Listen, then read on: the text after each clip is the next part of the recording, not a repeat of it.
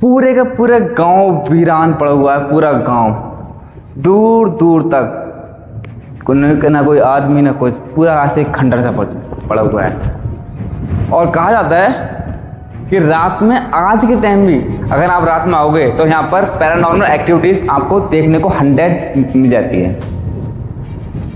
अभी क्या है कि हम 2 लोग आ रखे हैं, इसलिए थोड़ी हिम्मत है। सिंगल होता तो मैं भी नहीं आता है। इस दोपहरी में कम से कम 12 बज रहे हैं इस टाइम।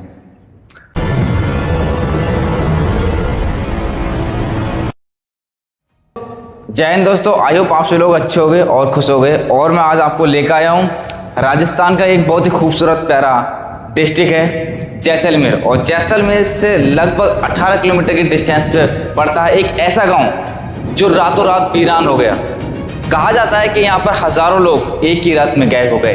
क्या ये सच बात है कि एक ही रात में हजारों लोग गायब हो सकते हैं? ये एक ऐसा गांव है जिसे श्रापित गांव भी बोलते हैं।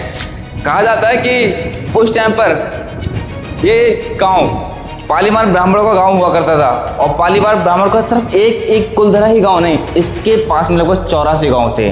उस टाइम की कहानी ये थी, यहाँ के जो राजा थे उनके लिए किसी ब्राह्मण की बेटी पसंद आ गई। और ब्राह्मण की बेटी पसंद आने के बाद उन्होंने कहा कि मेरे को इससे शादी करनी है। तो उस समय के जो ब्राह्मण लोग थे उन्होंने कहा कि ये तो अन्याय है, गलत है। और उन्होंने इस प्रकार से राजा का सामना किया। तो राजा ने कहा कि ये चीज़ें जो मैंने बोला है वो फाइनल है, वो मुझे चाहिए।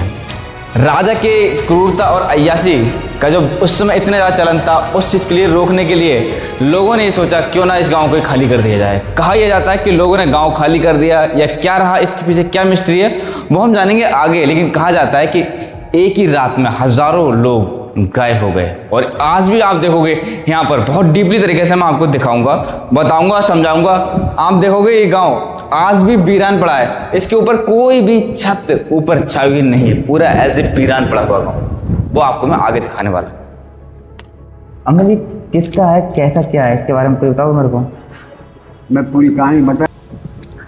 इस कहानी की शुरुआत होती है 13वीं शताब्दी में। जैसलमेर की रियासत में एक राजा थे, उनके दीवान में सलीम सिंह नाम के मंत्री थे। वो यहीं के रहने वाले थे।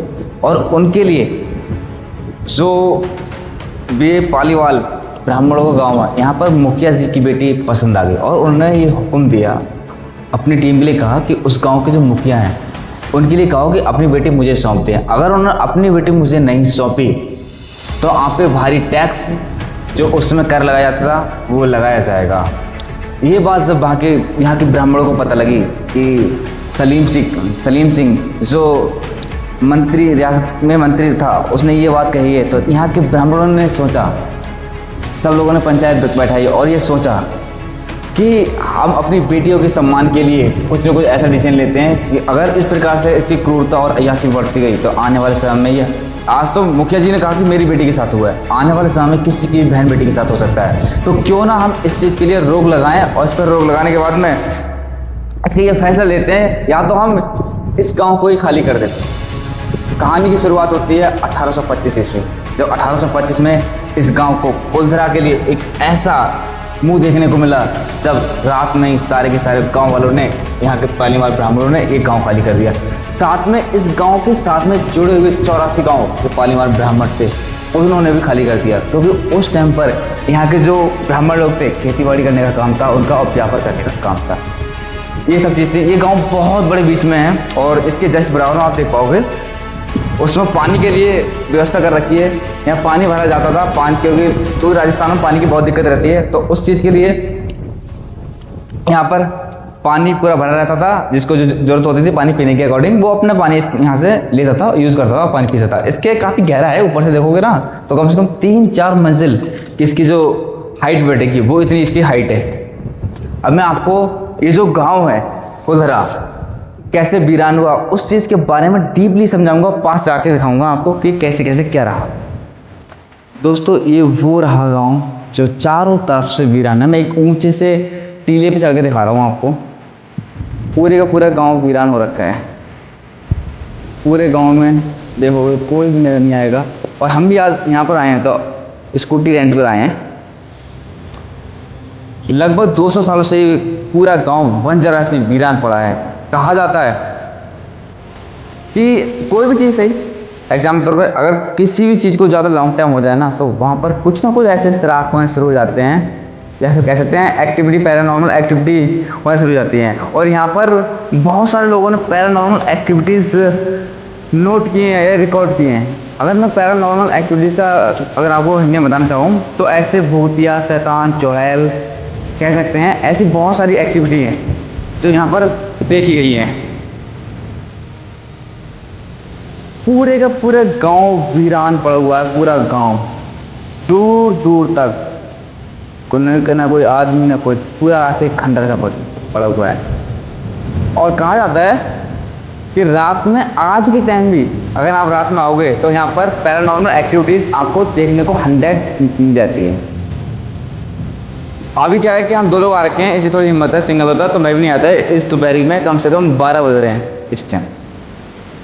वैसे तो यहाँ पर बहुत सारी मूवी शूट हो चुकी हैं। ये जो लोकेशन देख रहे हो आप, इस लोकेशन पे कच्चे धागे अजय देवगन जी की मूवी शूट हो चुकी है। एक सीन यहाँ से लिया गया है, दूसरा सीन यहाँ से लिया गया है इस मंदिर का।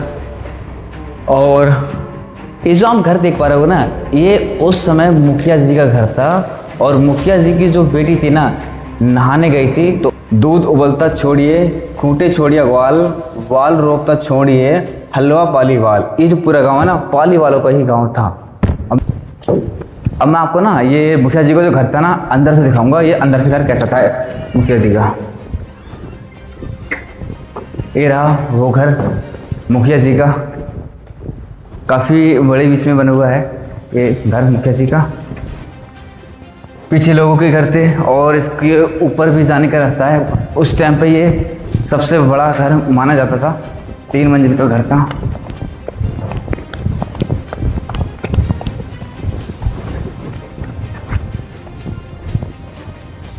ये रहा पूरा इनका मुखिया जी का घर। लोग बताते हैं कि उस समय मुखिया जी का घर सब में बड़ा घर था और मंदिर के जस्ट पास था। और इनकी एक बेटी थी बहुत खूबसूरत, जैसे मैंने भी आपको बताया।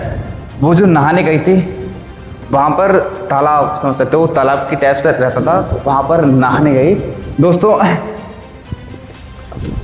अगर आपको हमारा ये वीडियो पसंद आया हो तो चैनल को पहली बार आए तो सब्सक्राइब करें। अदर सोशल मीडिया पे आप देख रहे हो तो फॉलो करना ना भूलें।